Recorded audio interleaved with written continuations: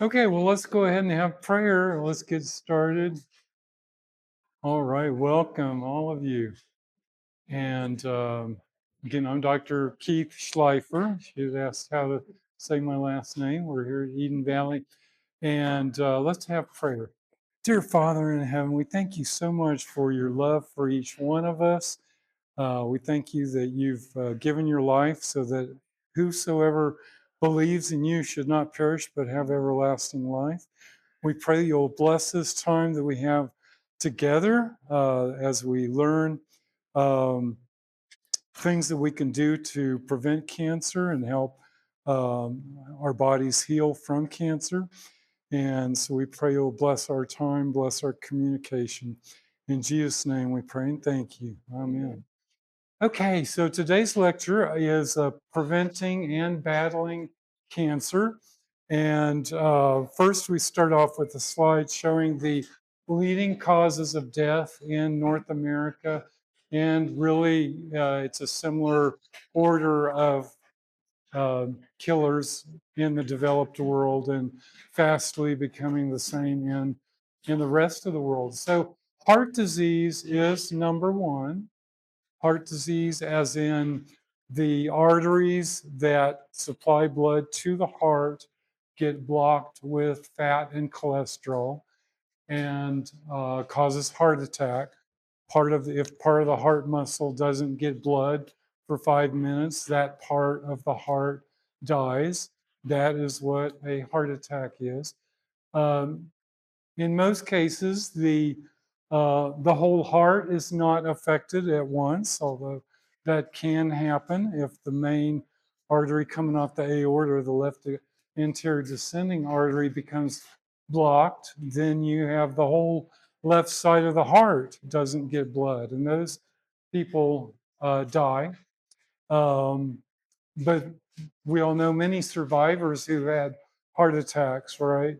And so in that case, just part of the heart muscle is dying, and then that leaves the person with a weaker heart. So that's the common thing meant by heart disease. Of course, heart disease is atherosclerosis, blockage of the arteries, and that can happen anywhere. It can smokers have more back problems because the arteries feeding the vertebra are diseased as well, and not as much blood getting to the spine. Of course, if part of the brain does not get blood, that's a stroke.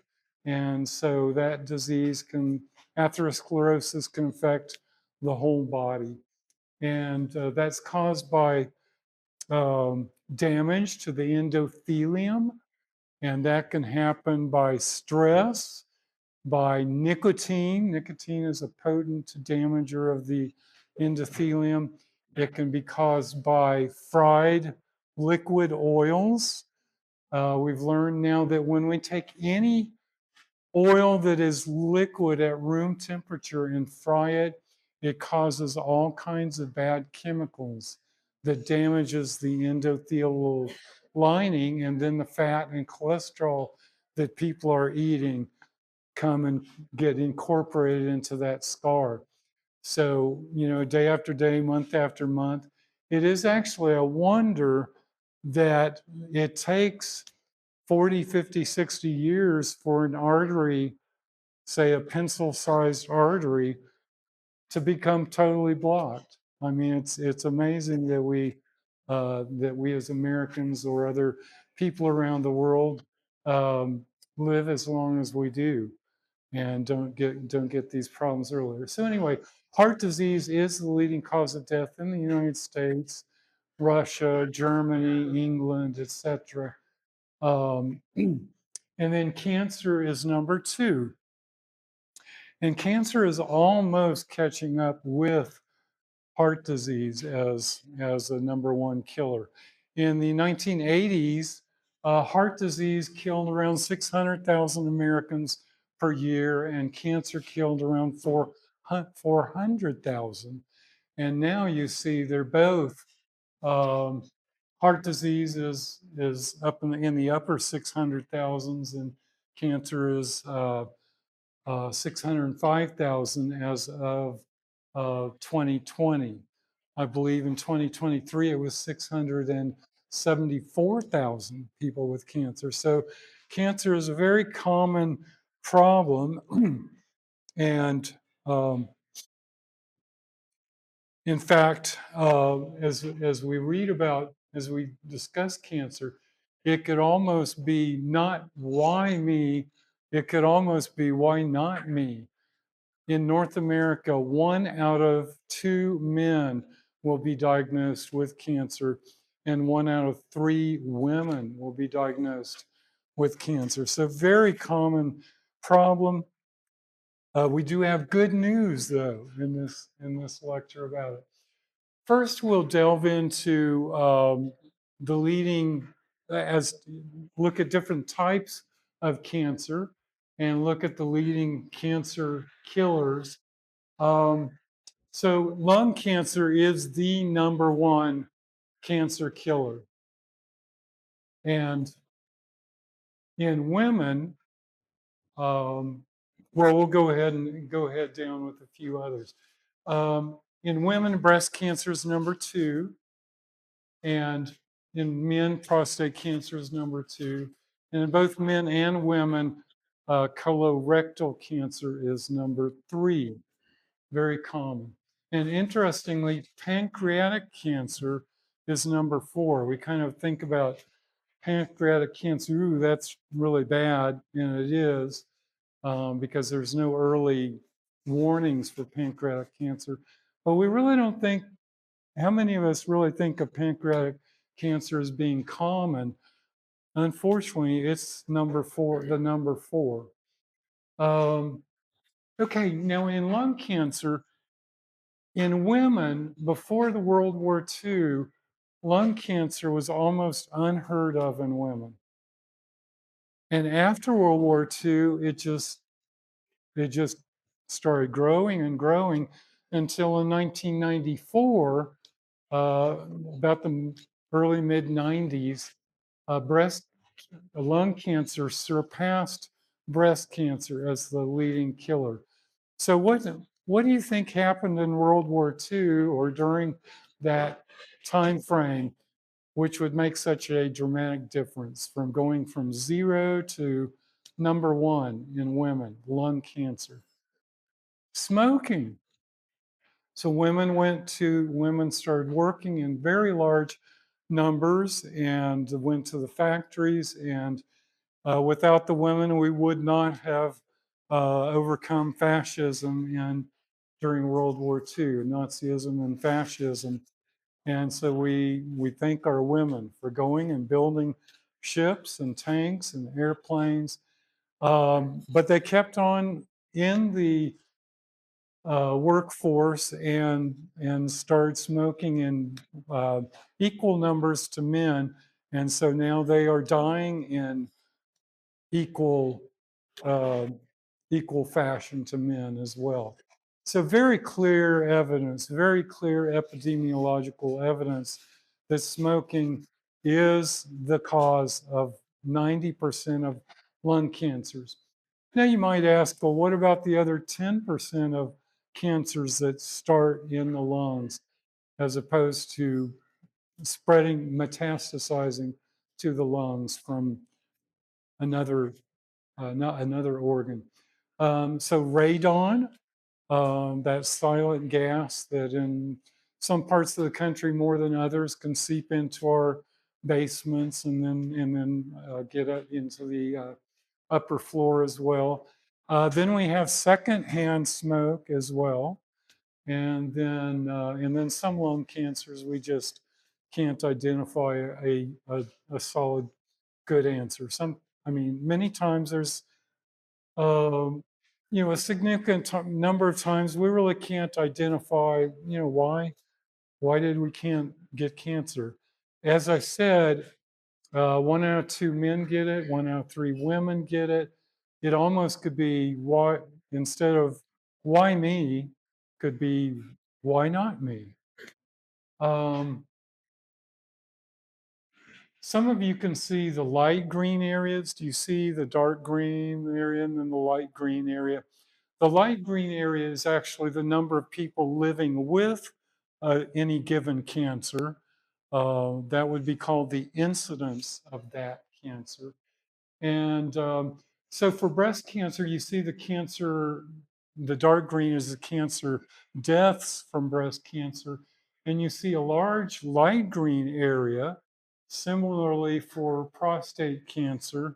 So that means after diagnosis, women can live a long time with breast cancer, and some are cured.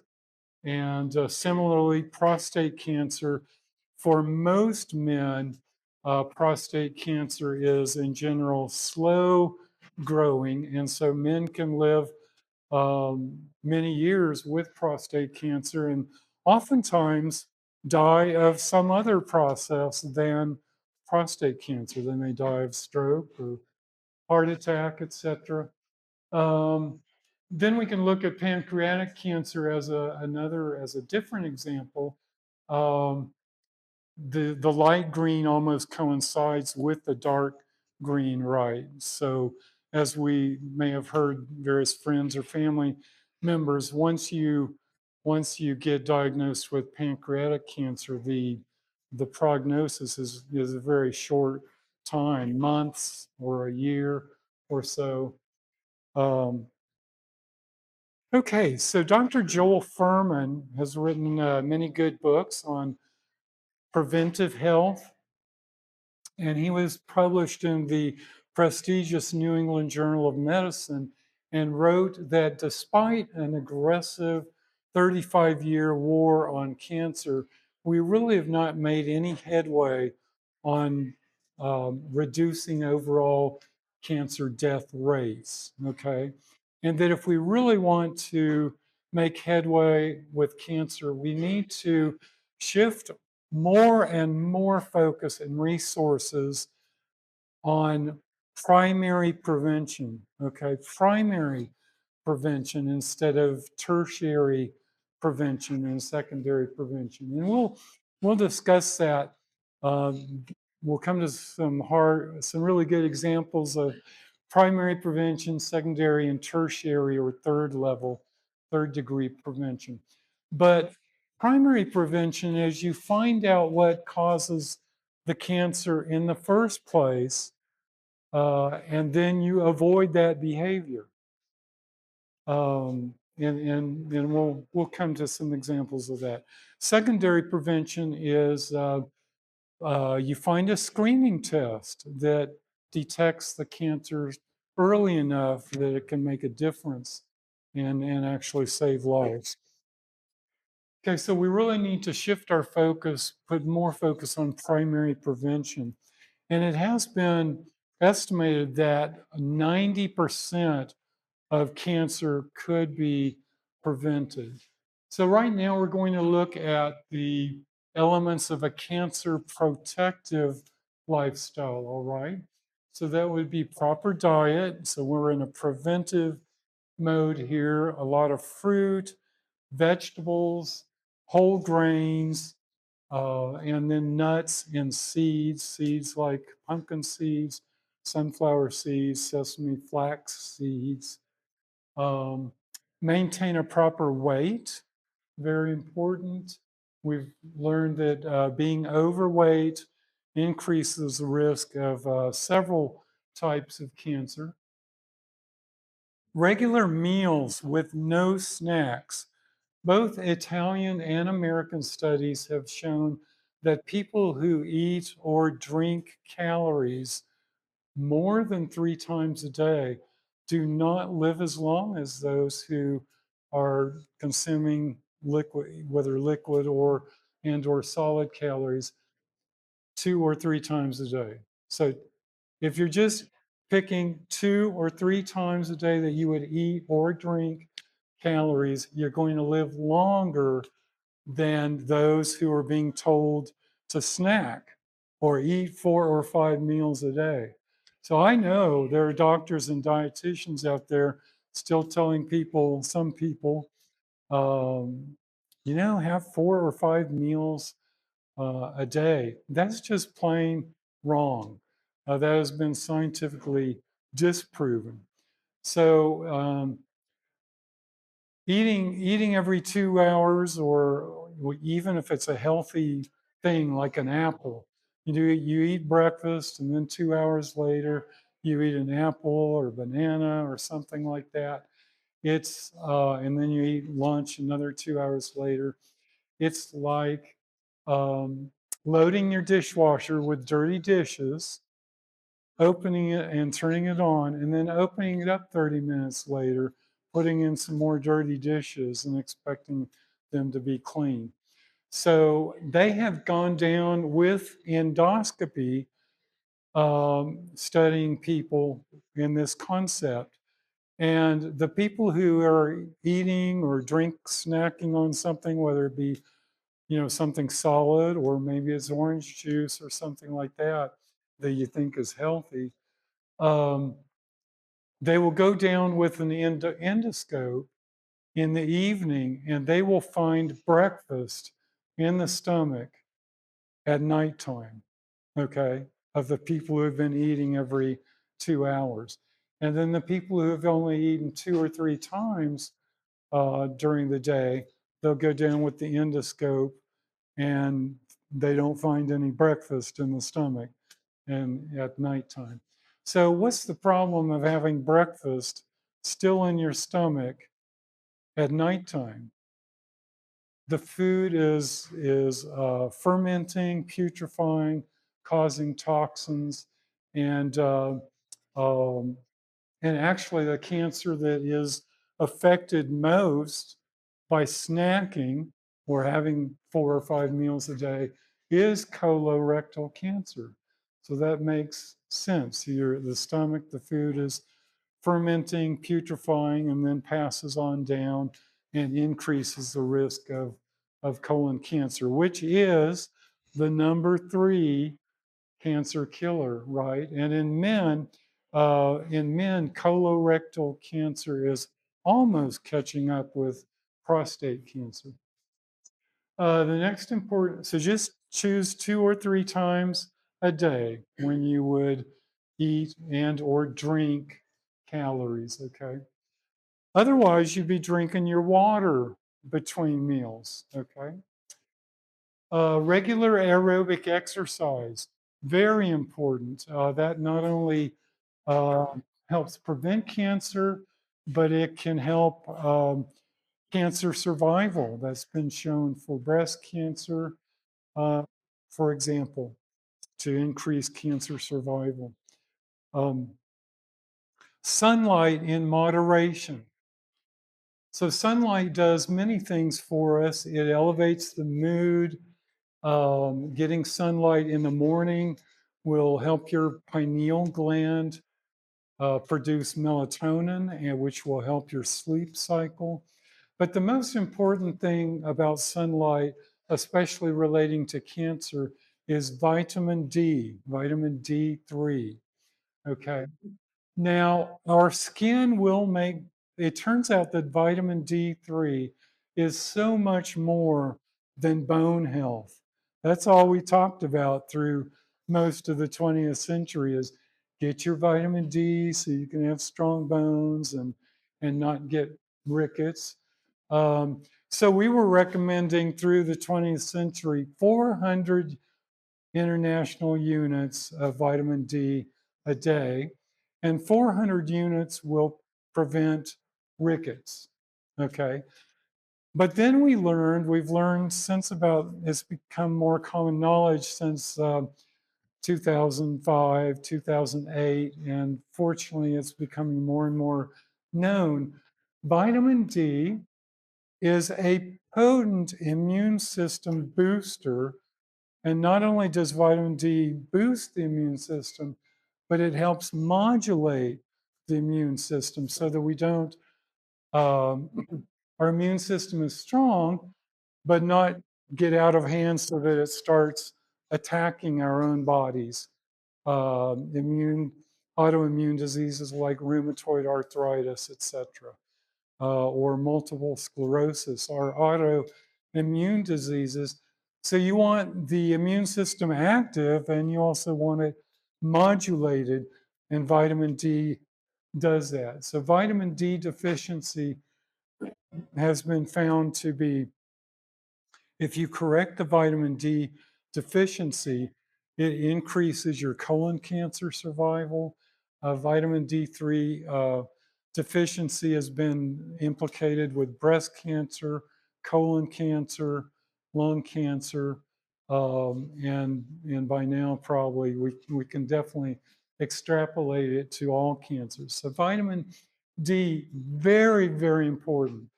We recommend 10,000 international units a day on average, okay? 10,000. Now, our skin will make vitamin D, but only when the sun is 45 degrees in the sky or higher. I happened to be in California, Southern California in November in 2009 when I first learned that. I went out at lunchtime in Southern California and my shadow was longer than I was tall, meaning the sun was lower than 45 degrees at lunchtime in Southern California in November. So between mid-November to March, the sun never gets high enough in any of North America, any of Canada or the United States, short of, maybe Miami, maybe Brownsville, Texas, and of course Hawaii. But thinking about mainland United States, you will not be able to make vitamin D even if it is warm enough to sunbathe where you are between November and March. So that's why most Americans really are deficient in vitamin D, and it's definitely contributing to our high incidence of cancer. So again, we recommend vitamin D supplementation, 10,000 units a day on average. Now, sunbathing can be good. And if you sunbathed, when the sun is 45 degrees or higher in the sky, if you did say 20, 30 minutes front and 20, 30 minutes back for a lighter, a lighter complexioned person, you would make about 10,000. And then the more pigment in the skin, the longer it would take to make that vitamin D. So sunbathing is good, but we men especially need to avoid, getting our ears burned and head, and our women are protected more so that way. But when I'm sunbathing, I'll try to find some shade where my head can be in, where my head and shoulders can be in, and neck can be in the shade, and then I can let the rest of my body make the vitamin D so I don't get skin cancer up here. Stress control. Chronic uncontrolled stress does increase the risk of cancer and other diseases. So that's why the time with Kate in the biblical response living or the Christian cognitive behavioral therapy is important. It teaches you constructive ways to deal with toxic stress or toxic people in your lives. Learn how to diffuse stress in constructive ways, like go for a walk instead of opening the refrigerator, etc. Okay. Now, some people ask, well, doc, what is cancer? So cancer basically are cells that have been mutated to the extent that they've lost all inhibition toward growth. So cells are very organized, coordinated. If you look at normal tissue under the microscope, it's very organized. Muscle cells are all in lines. Bone and liver can have kind of an octagonal structure under the microscope. But when you look at a cancer, it's all hodgepodge, humble jumble, packed, no order to it. These cells are very self-centered and greedy and grow without regard to the neighboring cell, the neighboring organ, etc. So it's uncontrolled growth. The fortunate thing is it usually takes three, not one mutation, not two. It usually takes three or more mutations to the genes of that cell to make it that abnormal. Okay. Now, God has given us a very finely tuned immune system that has checks and balances that can go seek out these cells that were not able to fix themselves because DNA does have a mechanism to repair itself. But if it's not able to repair itself, then the immune system is able to track down these abnormal cells and destroy them. Okay, and so that's why vitamin D is very important. Um, it just modulates all of this. Now, when you consider that the average smoker takes into their body at least 40 proven carcinogens 20 times a day on average, 20 cigarettes per pack of cigarettes. And it takes the average smoker 20, 30, 40 years before they get cancer. It can happen much earlier. I remember the baseball player in the 1990s, chewing tobacco, and spitting it out there on the ball diamond. He had to have half of his face cut away in his 20s from chewing tobacco. So it can happen much earlier, but many smokers live, they don't get cancer till they're 50, 60. And of course, you've heard about the proverbial one that was 90 years old and never had cancer. Well, they had strong genes. But anyway, you consider the fact many smokers go decades before getting a cancer. Truly, God has made our bodies resilient. It's amazing the abuse, the ways we abuse our body in North America and other parts of the world. And of course, smoking is very common in underdeveloped parts of the world as well. Um, but our immune systems by and large work very well for many decades. Of course, we all have heard of children who get cancer, and so in those relatively few cases, the immune system is weakened at a much earlier time. When we talk about cancer, we hear about the word metastasis a lot. What is metastasis? Well, if a cancer can invade a vessel, artery, vein, or a lymph vessel, then it can travel to a distant part of the body and start a new cancer, a new colony. That is what a metastasis is, okay? For example, many types of cancer spread or metastasize to the lung or to the liver. Um, so just because you have a cancer in the lung doesn't mean it's lung cancer. You might have breast cancer that is now spread to the lung, and the same thing with liver cancer. Now, there are some primary liver cancers, but most people who have cancer in the liver, it's actually come from somewhere else.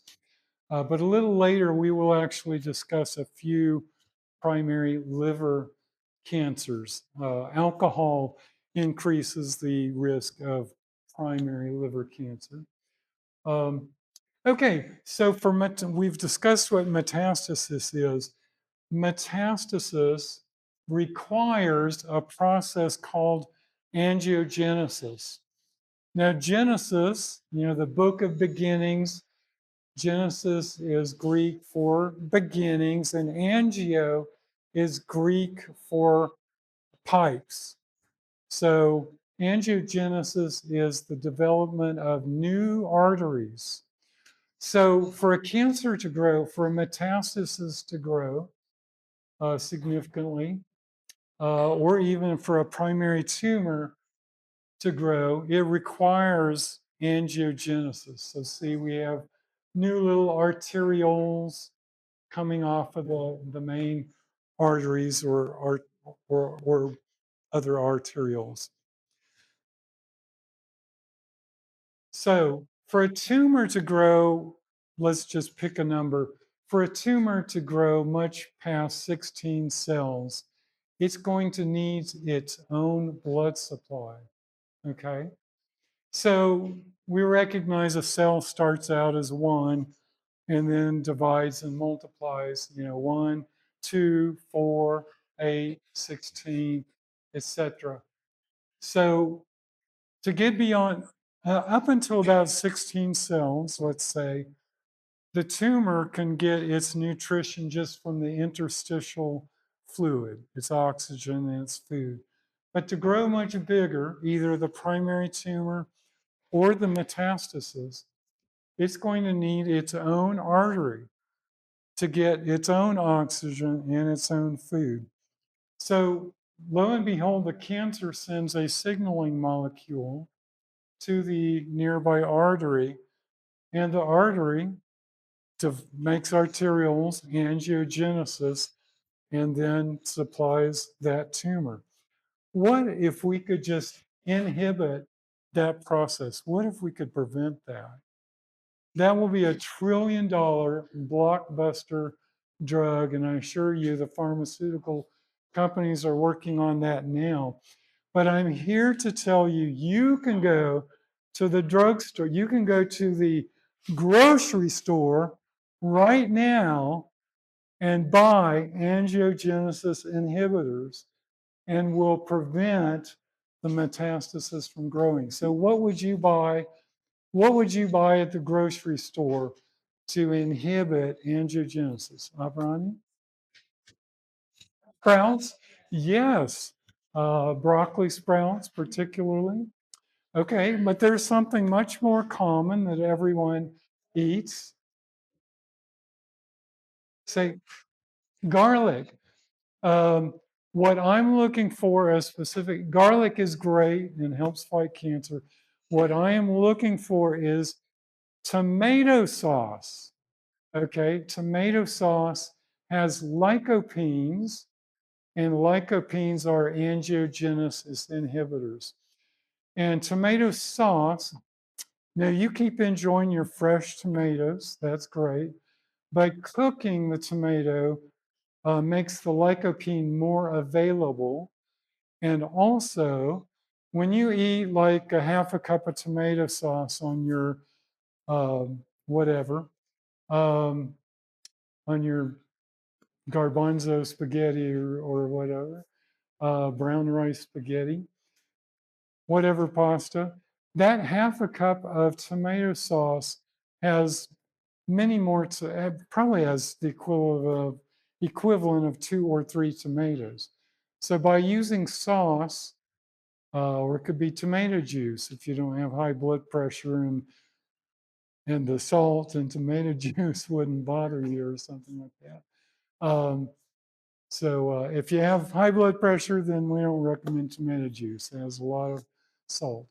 But getting tomato juice, tomato sauce on a regular basis will provide you a lot of lycopenes. Cherries have lycopenes, watermelon.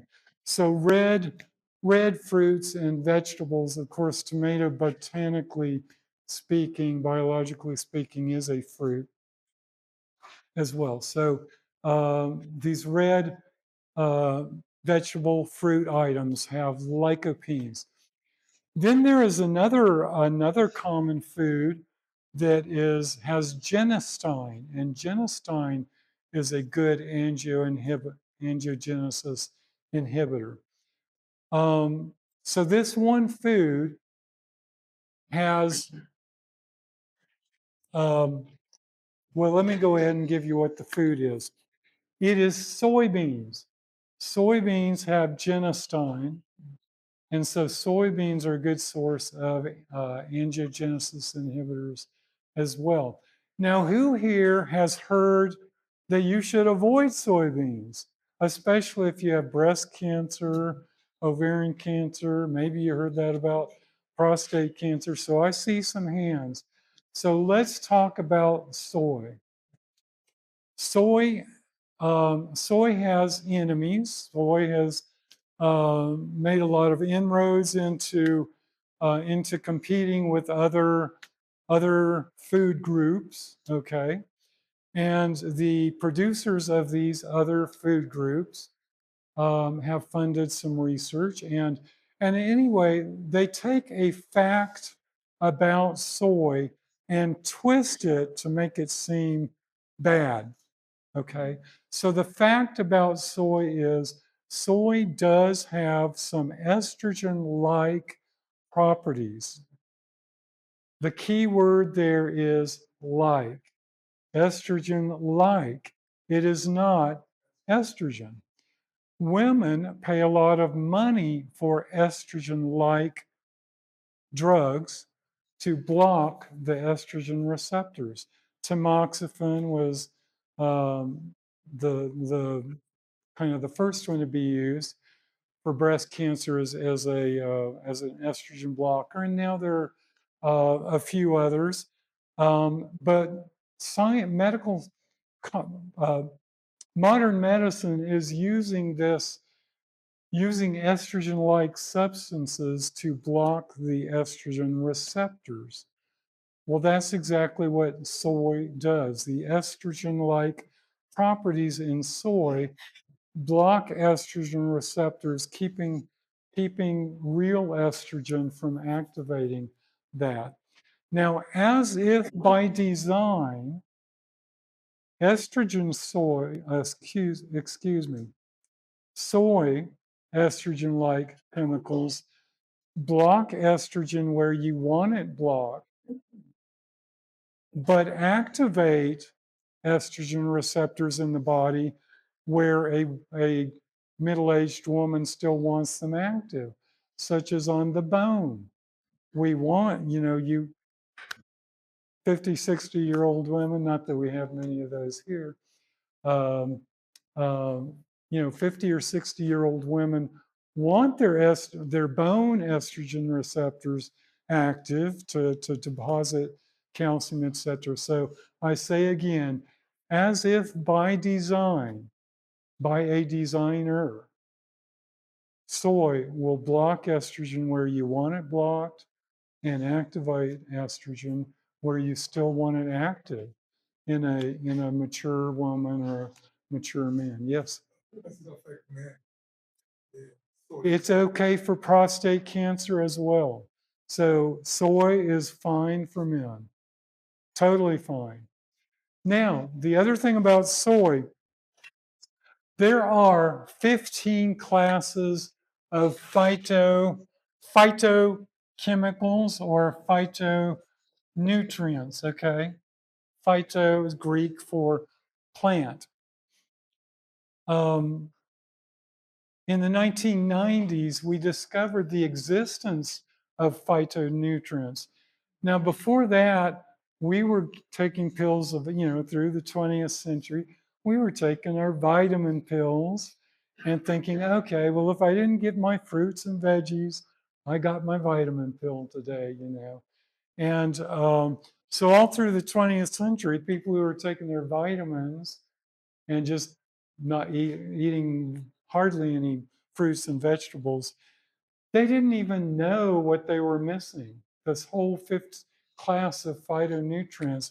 And turns out there are 15 classes of phytonutrients, okay? One whole class is called the limonene. So we're giving you lemon, you're getting the limonene, okay? Cabbage, we all know, most of us have heard broccoli, cabbage is very valuable, good for fighting cancer. And, they asked University of Oregon, we know broccoli helps fight cancer. Can't you just find 2 or 3 things that you can extract from broccoli and put it in a pill? And so University of Oregon took on that research project and came back after who knows how many, $100,000 million, hundred thousands or million, who knows, in time, and came back and said, in answer to the question, can we just put 2 or 3 things from broccoli in a capsule and get the same effect? The answer was no. You have to eat the broccoli to get that. So God put, it's everything that God put into any one given vegetable, whether we're talking about carrots or flaxseed or broccoli or soybeans, everything works together. We can't just isolate a few things and put it in a capsule. Like we were taking vitamins for the 20th century and didn't even know that all these phytonutrients existed. So anyway, the cabbage family or cruciferous family, broccoli, cauliflower, Brussels sprouts, kale, radishes, collards, this group of vegetables have seven of the 15 classes of phytonutrients. So eat something from the cabbage family at least 5 times a week. Okay, soybeans have 11 of the 15 classes of phytonutrients. Okay, so soy is not only safe, but it's beneficial. It's beneficial. Now let's look at a epidemiology for women with breast cancer regarding soy. And these statistics are mind-blowing, really. We can study women with, let me finish this point, or let's take your question. I'm just wondering, is it soy in any form? Like, is it tofu? Okay, yes. Thank you. We're looking for non-GMO soy. And so if it says organic, it's non-GMO as well. Takes a little more or a lot more red tape to say non-GMO than organic. Tofu, so non-GMO or organic tofu is perfectly fine. Soy milk that says it's made out of whole organic soybeans. Of course, edamame are just simply soybeans. Very good, boiled in some water and some salted water and eat that way. So thank you very much for that question. So um, probably the less refined, the better. But tofu, the Chinese have been making tofu in their kitchens for hundreds of years. So that's non-refined. Okay, that's fairly unrefined. Okay, so women, they've been able to study scores of thousands of women eating soy, not eating soy. They took the breast cancer group, which was again had several, I think it was almost 60,000 women studied breast cancer. They got treated.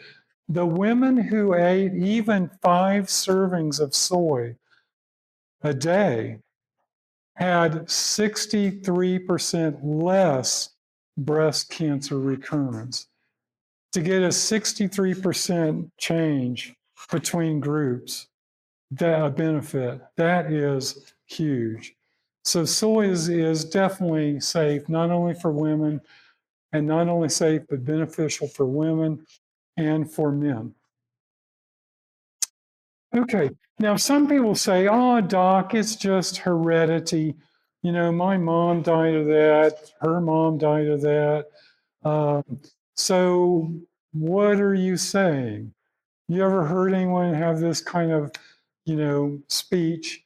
Well, it's just heredity. I hear them saying, I like the way I eat. I'm not going to change. I'm going to, my mom and grandmother got that cancer. I'm just, so I'm just going to, what I do doesn't make a difference. So I'm going to keep doing what I do. That's what I hear behind a statement like that. Well, let's look at that premise. Is that premise, oh, it's just heredity? Is that even a valid premise? Okay.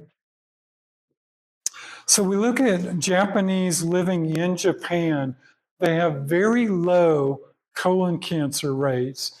And within one generation of moving to the United States, their colon cancer rates skyrocket, almost equal to those of us who have lived here, for a few generations.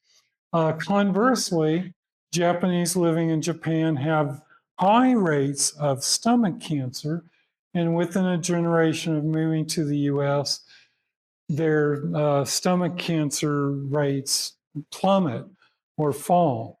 So it's really not, genetics are basically a very small, it's one small component of the reasons that people get cancer, or for most people at any rate.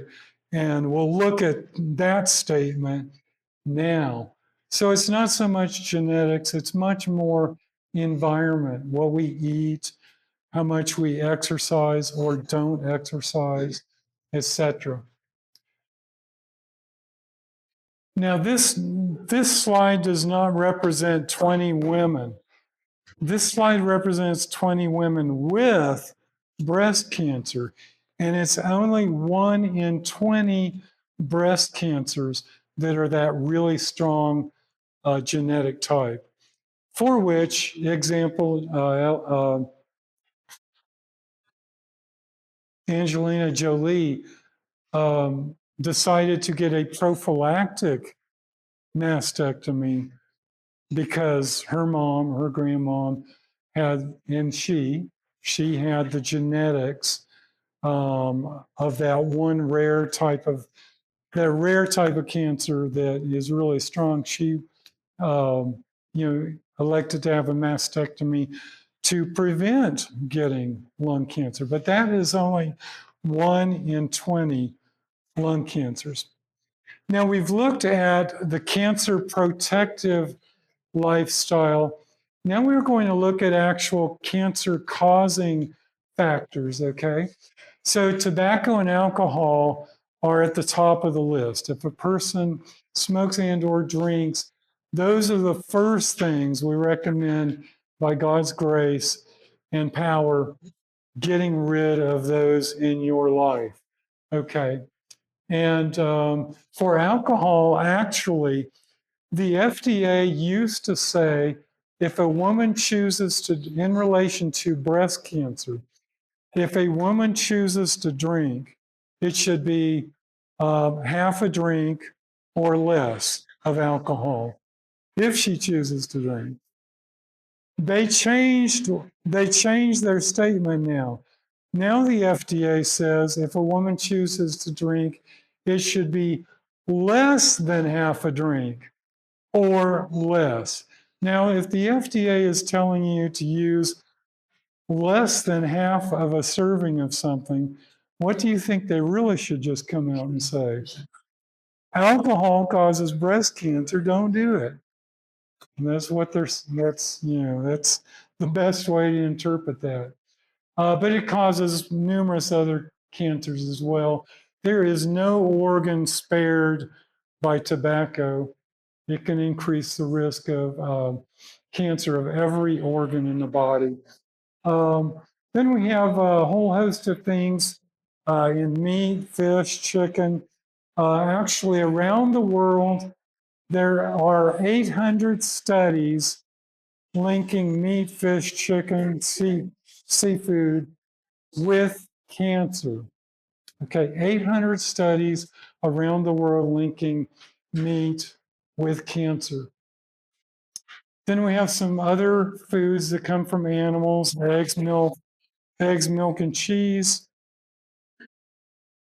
The casein in cheese, which cheese basically is casein, cholesterol, fat, and mold. That's what cheese is. Dr. Colin Campbell demonstrated that casein is a tumor promoter. Only if you feed a laboratory mouse with a tumor just 5% of their daily calories as casein, the tumor will grow. If you take away that 5% daily calories of casein, the tumor will stop growing. So, casein, which cheese basically is that, turns on tumors. Viruses, our next slide looks at viruses. There are, you can go to the internet and read that cancer is a virus, implying that all cancer is caused by viruses. How many people would agree with a statement such as all cancer is caused by virus? Smart group. Didn't see many hands. Yeah. I learned from my mom, never say never and never say always. Okay. So, but there are a few viruses that cause a few cancers, and we'll look at that. Coffee. Coffee does increase the risk of kidney cancer and bladder cancer. Excess sun exposure certainly does increase the risk of all three types of skin cancer. So, sunbathe to get vitamin D, but do it in moderation. Do avoid sunburns. Help your children and grandchildren avoid sunburns as their children, as that does. Children who are sunburned several times as children can be getting skin cancers even in their 20s because of the too much sun as a child. Asbestos does increase risk of mesothelioma, more so in people who are also smokers. Wood dust, especially the treated wood, that you would use on ground or in the water. If you were going to make a cut of green wood, treated wood, I wouldn't even make one cut without a mask. Yeah. Okay, and then excess sugar in the diet. And then last to be discovered was talc. Talc used in the female genital area can migrate up the cervix, uterus, out the tubes, into the ovaries, where it increases the risk of ovarian cancer. Who would have, ever imagined that? Okay, so now we'll talk about viruses. Yes, question. Yeah, a lot of deodorants have like aluminum oxide in it, which is a potential risk of cancer. The deodorants, a lot of them have aluminum in it. And has what? Aluminum. Oh, and aluminum, yeah. Question about aluminum. Aluminum and its link with Alzheimer's disease has neither been proven nor disproven, and I researched that recently on in the literature, the National Institute of Health, the CDC.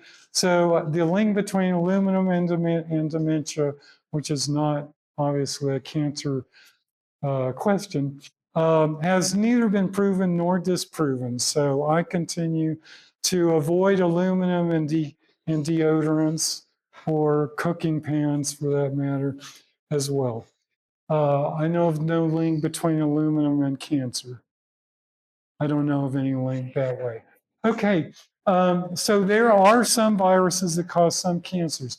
Hepatitis B, hepatitis C cause chronic infectious inflammation of the liver. Alcohol causes inflammation of the liver, but it's not infectious. So you can have alcohol hepatitis, inflammation of the HEPA, the liver, and you can have the infectious hepatitis B and C do increase primary liver cancer. The human papillomavirus. It turns out that cervical cancer is a sexually transmitted disease, period, caused by several strains of the HPV or wart viruses. Now, there are hundreds of strains of wart viruses. Some have a predilection for the plantar surface of the foot, the sole of the foot. Those are plantar warts. Some go for the hands, but there are a few strains that have a preference for the sexual areas, and it's those strains that cause cervical cancer. So, knowing that cervical cancer is a sexually transmitted disease, this is a great example of primary prevention, secondary prevention, and tertiary prevention. So, if cervical cancer is a sexually transmitted disease, what could a woman do with cooperation with her husband do to totally avoid cervical cancer?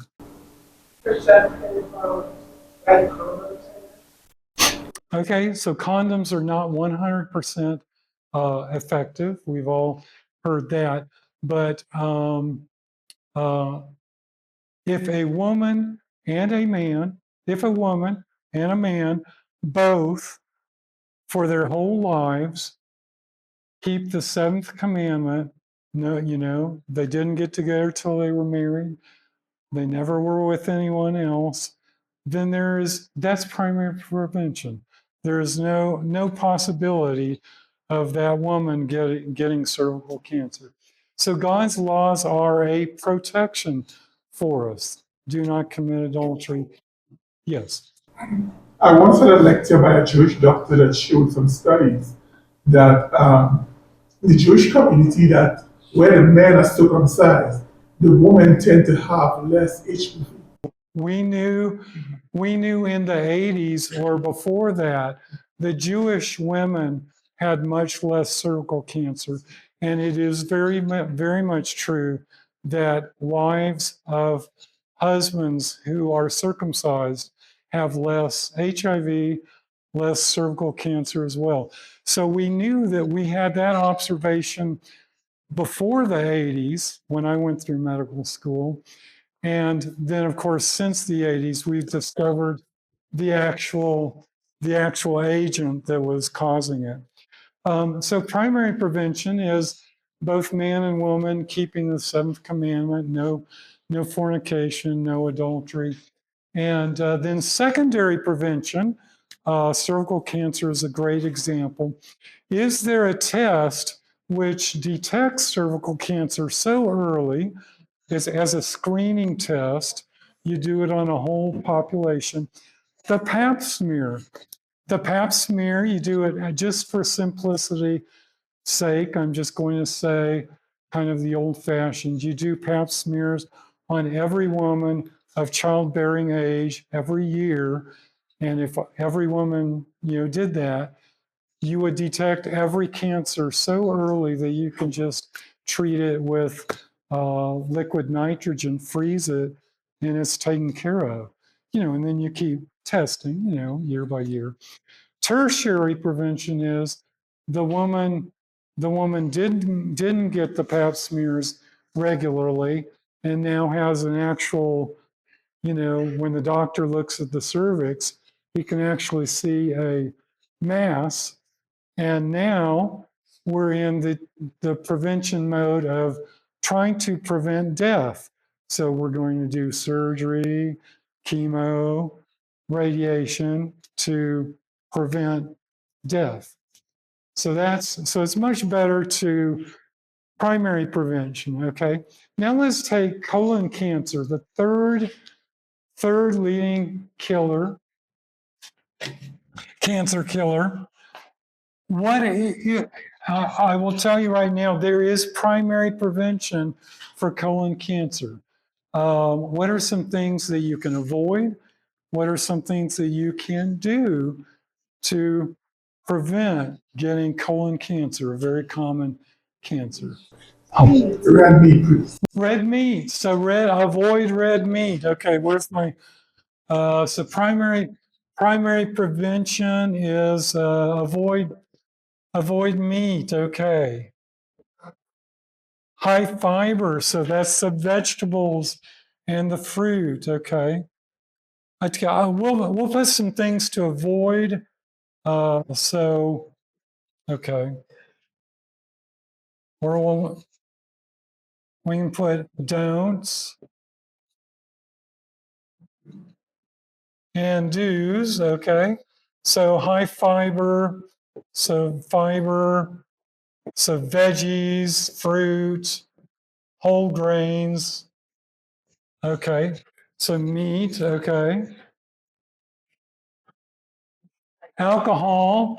Very good. Alcohol. Hydration. Water. Okay. Very good.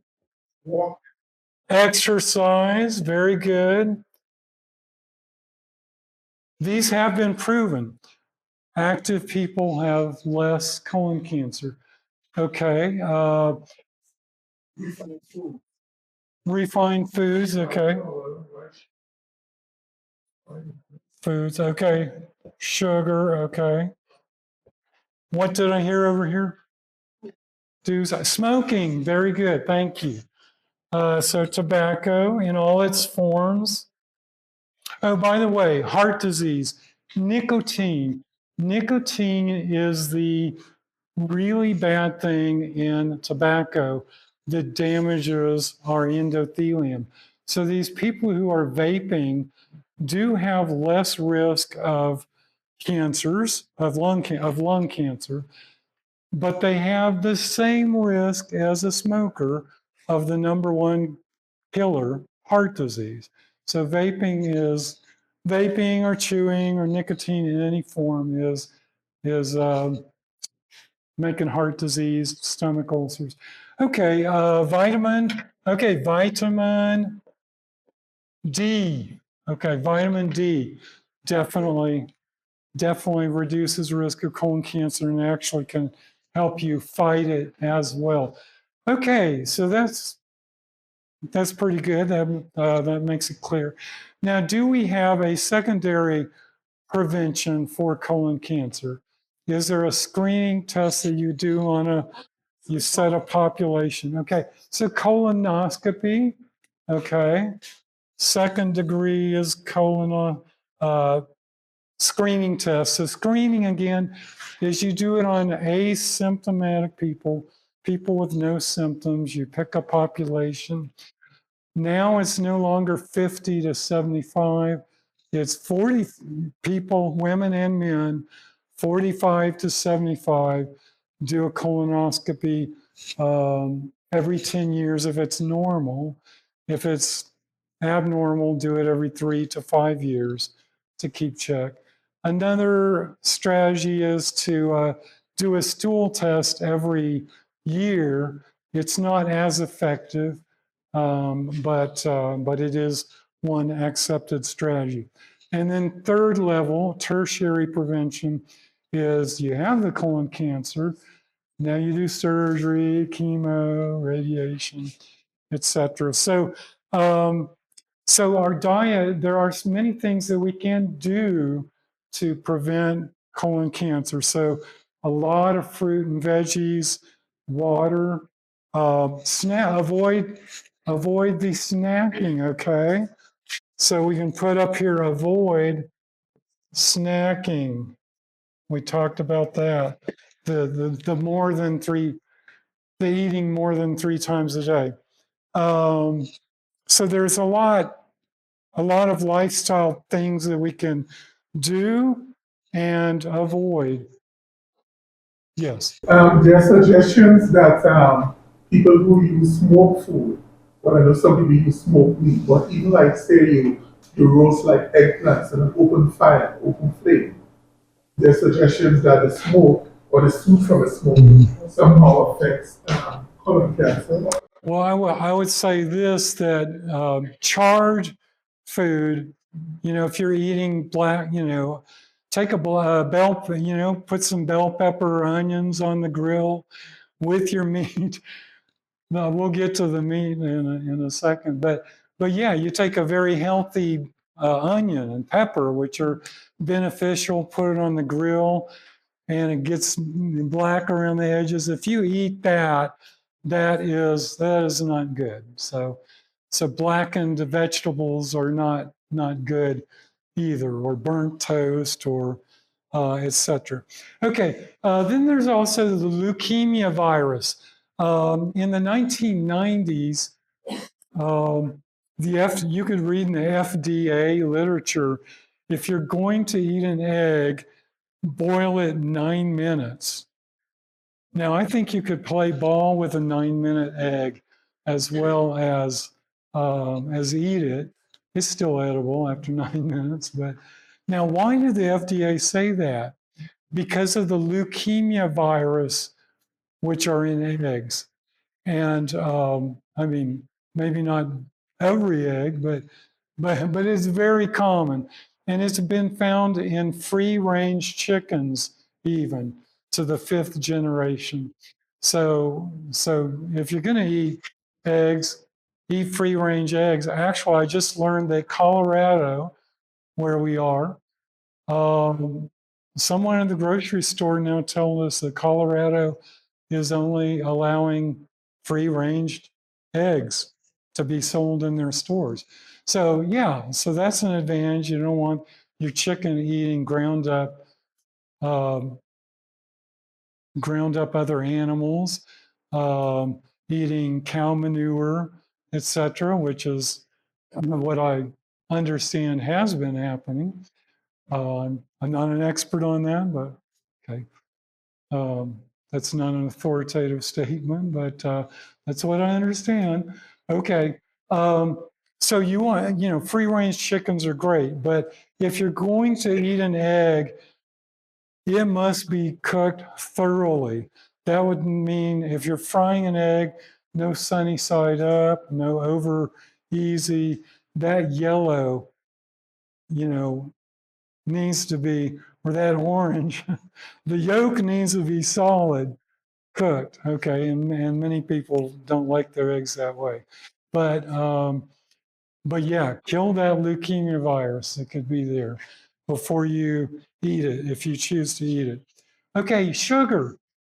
Sugar and cancer, we see that high sugar diets almost double the incidence of colorectal cancer, uh, increases the baseline risk of colon cancer 80%. Now, the lifetime risk of colon cancer in America is about 5%. So if you increase that 80%, you're going from a 5% to a 9%, for example. That I say that in preparation for one of our upcoming slides. Sugar almost doubles the baseline risk of stomach cancer, does more than double melanoma, the worst type of skin cancer. 100 increases baseline risk of pancreatic cancer 150%. And interestingly, endometrial cancer, or the cancer of the uterus, a high sugar diet increases that risk 180%. Where is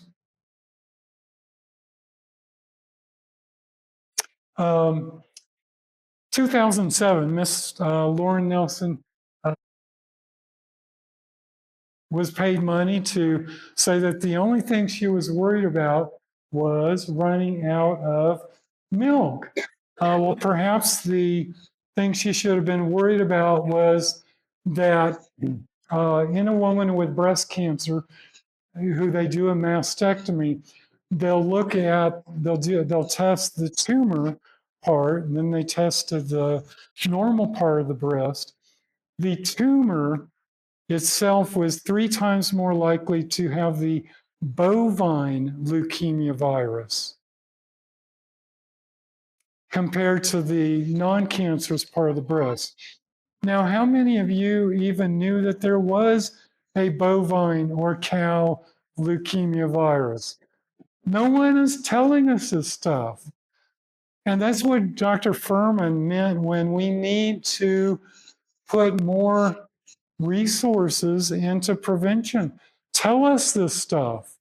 If you don't tell us on advertise on these paid public announcements and stuff, how are we going to know? So they find this stuff out and they don't even tell us that there's a bovine leukemia virus that can be in the milk. Okay, DNA damage. So we talked about cancer is the result of DNA damage. And what is it about meat that damages the DNA? So there are N-nitroso compounds in red meat that damage the DNA. And then coming back to Dennis's comment, when we cook our meat, we're making more carcinogens, heterocyclic amines. And the more charred or grilled it is, the worse that would be. Okay. So I'm certainly not telling you to eat rare meat. I mean, all the restaurants now by law have to put up that little sign saying undercooked or not cooked. Raw meat or fish can kill you. You've seen that little sign, have you? When you're in the restaurant, whether you're eating meat or not. And so you could, eating undercooked meat, you could die in 1 week from dysentery, vomiting, and diarrhea. We hear about it every few months. Meat contamination through 5 states. One contaminated cow got put into the hamburger that's in hundreds of stores in 5 states, and now 5 old people, or maybe not so old, have died from dysentery, from toxigenic E. coli. So by all means, if you're going to cook meat, if you're going to eat meat, cook it so you don't die in short order. But just realize it's best to avoid meat, fish, chicken, seafood, because 800 studies link that with cancer around the world, whether urban societies, agrarian societies, etc.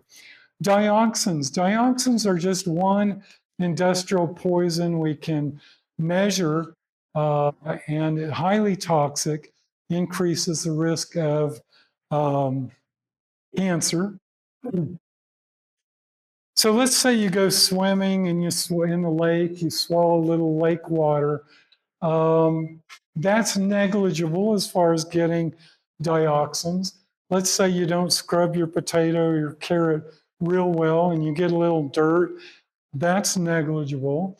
Breathing it from the air, even in the city, is negligible. It turns out when you eat one egg has what the U.S.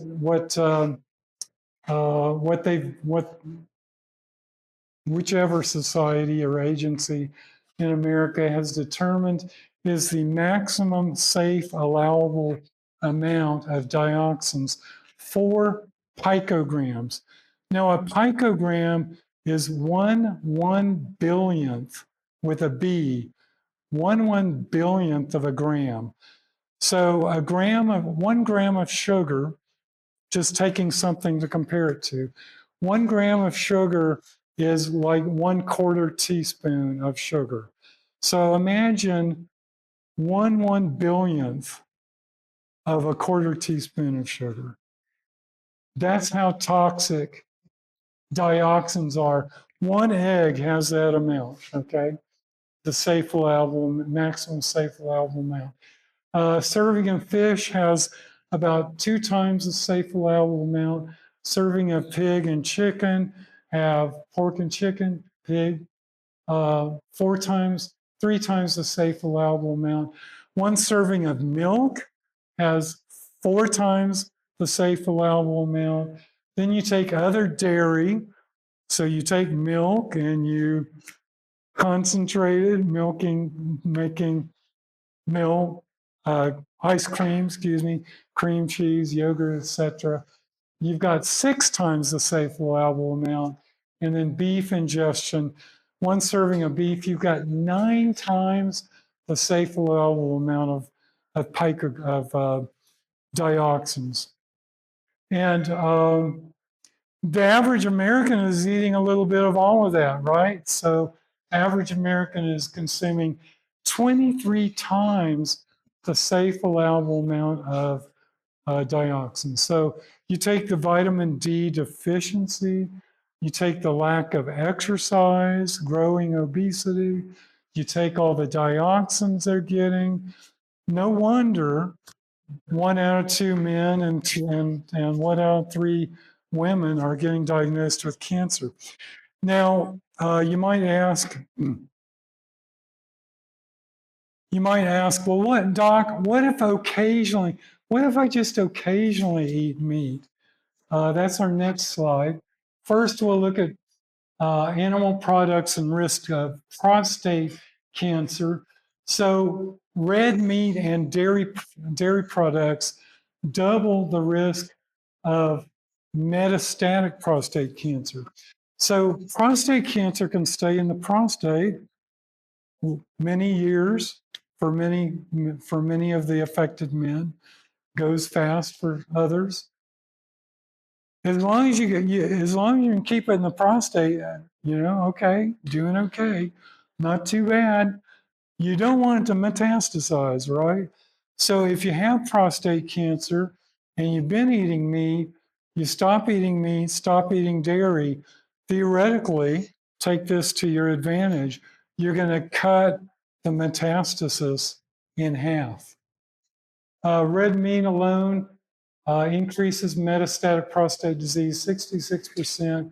And then the processed meats definitely just increase cancer. They are carcinogenic. Even the American Cancer Society is called processed meats carcinogenic, okay? Meat increases colon cancer risk. So we assign, doc, what if I just occasionally eat meat? So we assign the people who eat meat less than once a month a 0% of increased risk. Does that mean they have a 0 risk of colon cancer? No. They have a 5% lifetime risk in America of getting colon cancer. We're just saying the ones who eat meat less than once a month have a 0% of increased risk. Now, eating meat once a month, you increase the risk about 40%. So you're going from a 5% risk to a 9% risk, okay? 2 to 4 times a week, a little bit more increase, 5 to 6 times a week, so not even once a day, you're increasing 80% or going from, now we're going from a 5% to a 9%. I misspoke before. This would be like going from once a week from 5% to 7%. 5 to 6 times a week, you're going from 5% lifetime risk to 9%. And then daily or more, which is most Americans, you've increased it 150%, or you're going from 5% lifetime risk to 12.5%.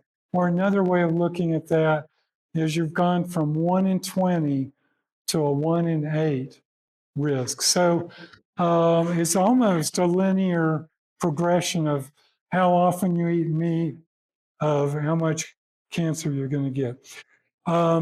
Well, I need to close there. The rest of this is our slide on cheese. It only took the Italians a 4-year study to find that cheese increased the risk of non-Hodgkin lymphoma 66%. The rest of the lecture is, well, this is an important slide. I'm trying to cover a lot here. Fat cells produce estrogen. So that's why women who are overweight have higher rates of breast cancer.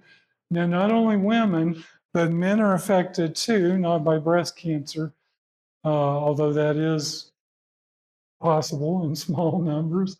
But obesity is a risk factor for cancer of the pancreas, colon, rectum, prostate.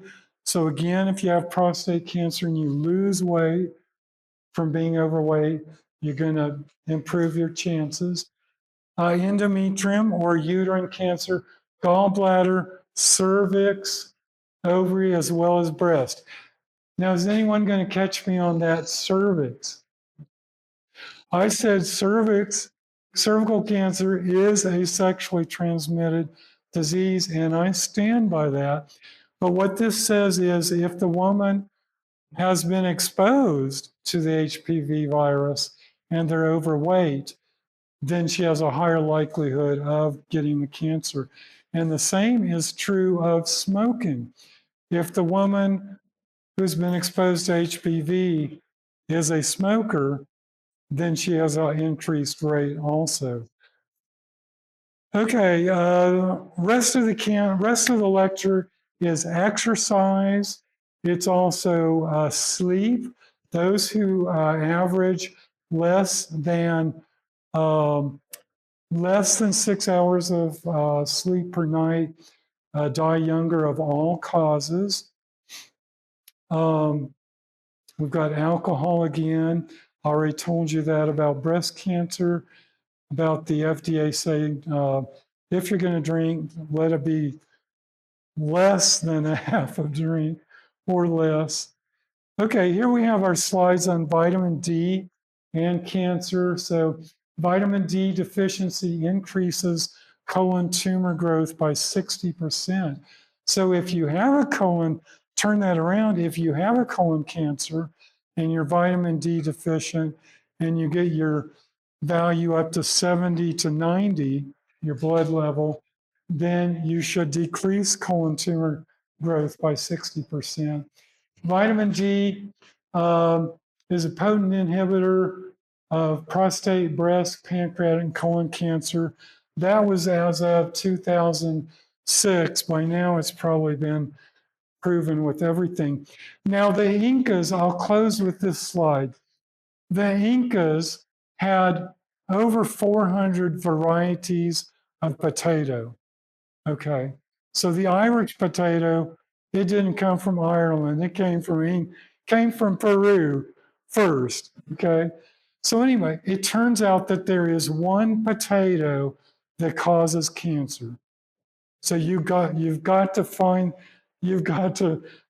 avoid this one potato, okay? It's the couch potato. Oops, so there's our picture. Okay. So there's over 800 studies around the world linking cancer and meat, fish, seafood, even lamb. There are over 200 studies linking a sedentary lifestyle and cancer. So we spend a lot of our time talking about food, foods to avoid, foods to eat, lots of vegetables and fruit that you should eat. We don't give as much time maybe talking about exercise, but exercise is every bit as important as what we eat or don't eat. And of course, we've got our exercise class for you and our morning exercise. And then taking a walk after the meal is very valuable as well. A little gentle exercise after the meal will reduce your blood sugar 20 points from whatever it was going to be, which will mean that your insulin will reduce from whatever it was going to be. And which it helps all of us, whether we have type 2 diabetes or not, that will help us because the lower the insulin, the less risk of the lower of our own insulin that we're using is less dementia, less heart disease, less cancer, etc. So taking a little walk after you eat is good too. Well, thank you very much for your attention and have a great day.